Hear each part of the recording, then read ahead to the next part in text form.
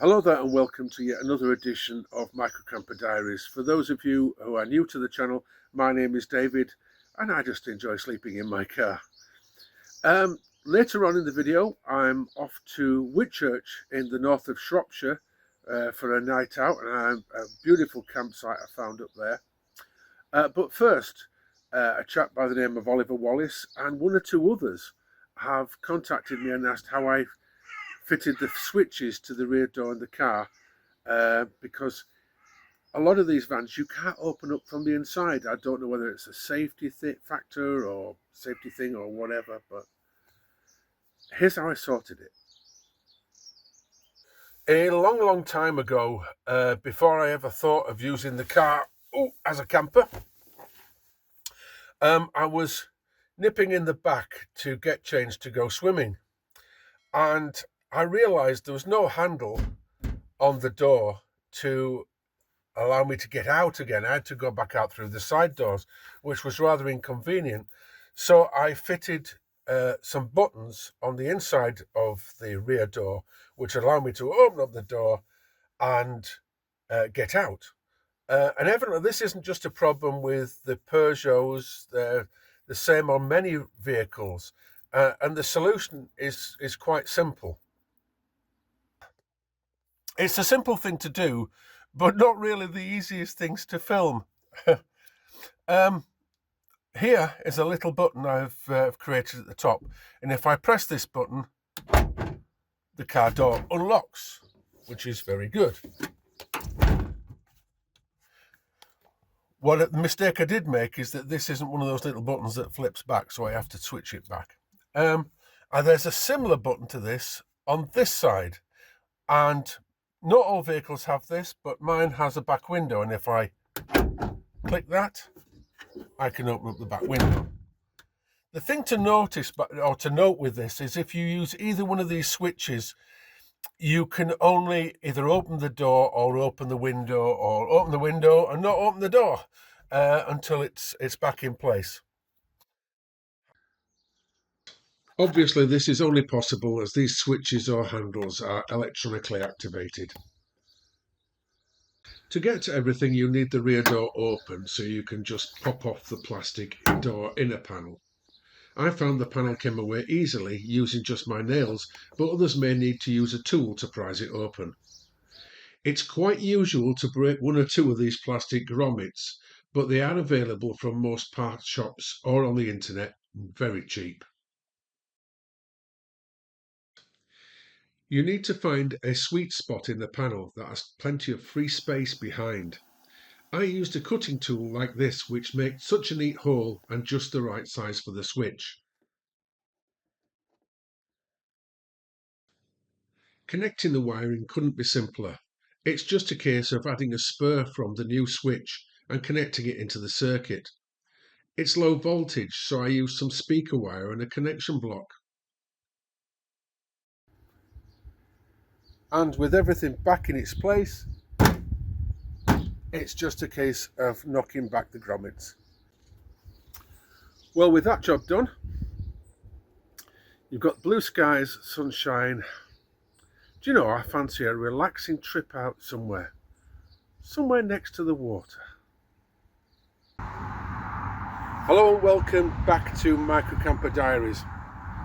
The beauty of, or the thing about living on the coast is that if you want to go away, you tend to go inland. And today I'm actually in England. I'm just over the border in Whitchurch in Shropshire. I've found a wonderful little campsite. I know I'm used to parking up hidden road verges and places like that, but today I thought I'd go a bit posh and go into a campsite. And the one I found is beautiful. It's Whitchurch Marina. It's just on the road into Whitchurch, and I'm right beside the canal. Okay, I know you can hear the traffic from the busy A525, which is just behind the hedge, but I'm used to parking up in laybys, so it didn't bother me in the slightest.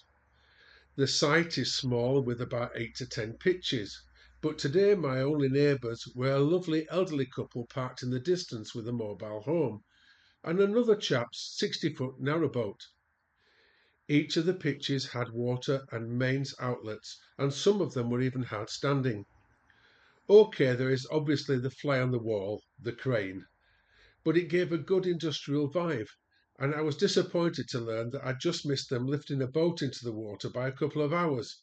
After all, this is a working marina. Mind you, when the weather is this good, you will feel great anywhere. Obviously, the site has disposal points, a shower, toilets, and a little shop that sold all sorts, including bits for your narrowboat just in case you brought one with you.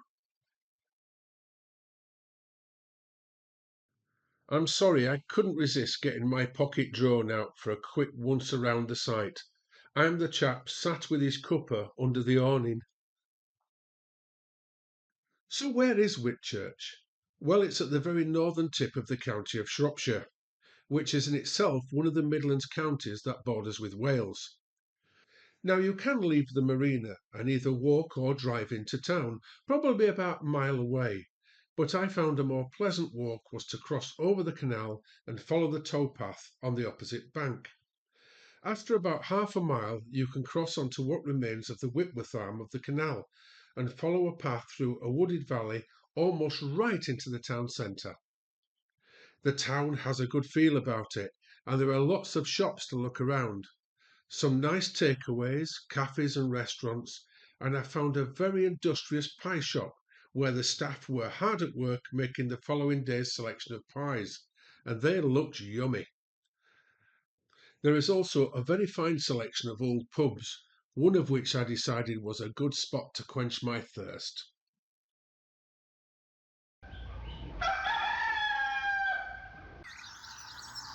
Whew.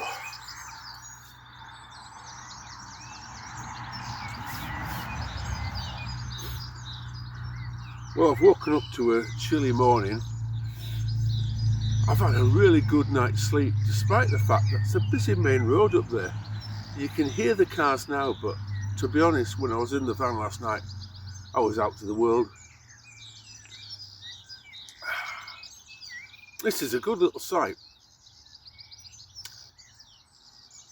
Did a fair bit of walking and a bit of cycling yesterday, and today I'm going to move on to have a look at somewhere different.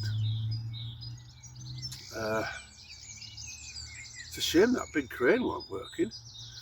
Evidently yesterday morning they'd had a boat which had been painted or blackened or whatever, and it had been lifted into the canal, and I missed it by hours. Damn. Got myself a new cup though. Look at that.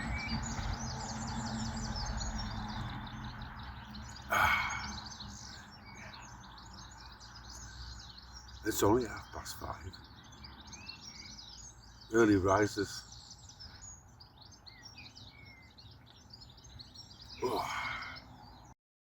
Now, I appreciate not everybody enjoys cooking their own breakfast, so I should point out that about a mile's walk north up the canal, which is the Shropshire Union Llangollen branch, by the way, is the Grindley Brook Locks, a flight of 3 blocks, and the Lockside Cafe.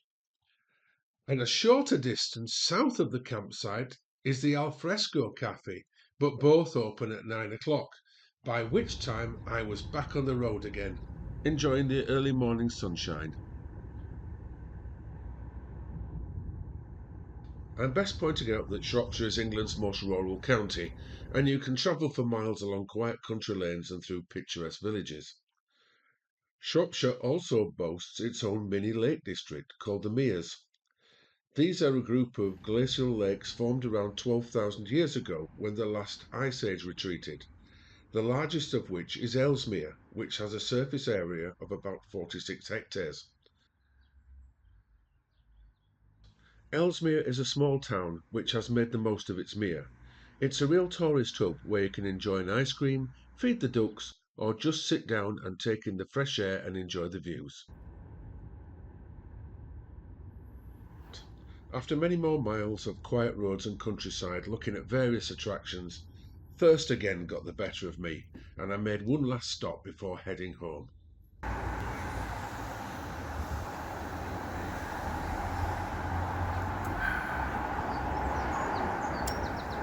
to the man who invented Guinness 00. It's a really hot day and you need a drink.